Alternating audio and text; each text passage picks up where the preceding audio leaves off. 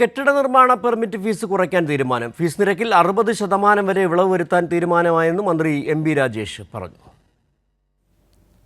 80 ചതുരശ്ര മീറ്റർ വരെയുള്ള കെട്ടിടങ്ങളെ നേരത്തെ തന്നെ പെർമിറ്റ് ഫീസിൽ നിന്ന് ഒഴിവാക്കിയിരുന്നു. 81 മുതൽ 300 സ്ക്വയർ മീറ്റർ വരെ വിസ്തീർണമുള്ള വീടുകൾക്ക് ചുരുങ്ങിയത് 50% പെർമിറ്റ് ഫീസ് കുറയും. കോർപ്പറേഷനിൽ 81 മുതൽ 180 ചതുരശ്ര മീറ്റർ വരെ വിസ്തീർണമുള്ള വീടുകളുടെ പെർമിറ്റ് ഫീസ് ഏതാണ്ട് 60% കുറയുന്നുണ്ട്. കാരണം അവിടെയാണ് ഗണ്യമായ വർധനവ് വന്നത്. കോർപ്പറേഷനിൽ വർധനവിൻ്റെ തോത് കുറച്ച് ഉയർന്നതായിരുന്നു. ഗ്രാമപഞ്ചായത്തുകളിൽ 81 മുതൽ 150 സ്ക്വയർ മീറ്റർ വരെയുള്ള വീടുകളുടെ പെർമിറ്റ് ഫീസ് 50 രൂപയായിട്ടാണ് സ്ക്വയർ മീറ്ററിന് വർദ്ധിപ്പിച്ചത്. അത് 25 രൂപയായി കുറയും. 50% കുറവ്.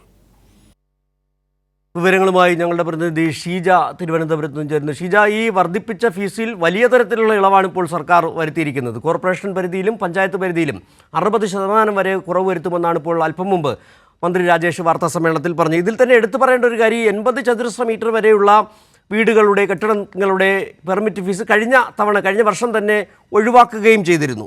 ഇപ്പോൾ ഏത് സാഹചര്യത്തിലാണ് ഇത്തരത്തിൽ ഈ പെർമിറ്റ് ഫീസുകൾ കുറച്ചുകൊണ്ട് ഉള്ള തീരുമാനം മന്ത്രി അറിയിച്ചത്? അപ്പം തന്നെ മന്ത്രി പറഞ്ഞ മറ്റൊരു കാര്യമുണ്ട്, ഈ വർദ്ധിപ്പിച്ച ഫീസ് സർക്കാർ കൊള്ളയടിക്കുന്നു, സർക്കാർ എടുത്തുകൊണ്ടു പോകുന്ന തരത്തിലുള്ള വലിയ വ്യാജ പ്രചരണം ഉണ്ടായിരുന്നു. പക്ഷേ ഇതിൽ 1 രൂപ പോലും സർക്കാരിന് കിട്ടുന്നില്ല, തദ്ദേശ സ്ഥാപനങ്ങൾക്കിടെ തനത് ഫണ്ടിലേക്ക് പോകുന്ന പൈസയാണിതെന്ന് കൂടി മന്ത്രി പറയുകയുണ്ടായല്ലോ.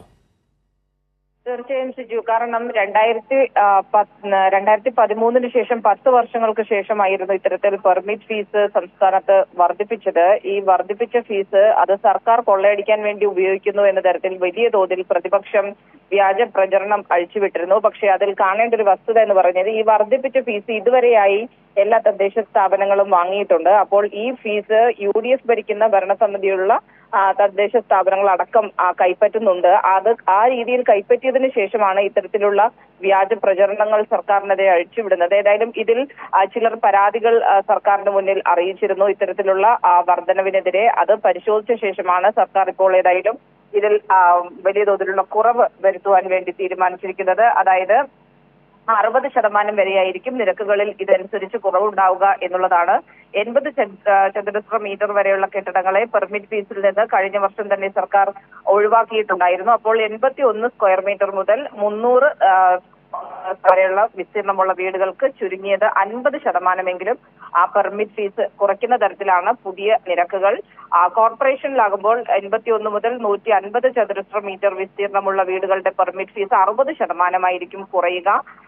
ഈ പുതുക്കിയ നിരക്കുകൾ ഓഗസ്റ്റ് 1 മുതൽ നിലവിൽ വരും എന്നുള്ള കാര്യമാണ് മന്ത്രി വ്യക്തമാക്കുന്നത്. ഗ്രാമപഞ്ചായത്തുകളുടെ കാര്യം പരിശോധിക്കുമ്പോൾ 81 മുതൽ 150 സ്ക്വയർ മീറ്റർ വരെയുള്ള വീടുകളുടെ പെർമിറ്റ് ഫീസ് സ്ക്വയർ മീറ്ററിന് 50 രൂപയിൽ നിന്ന് 25 രൂപയായിട്ടായിരിക്കും കുറയും.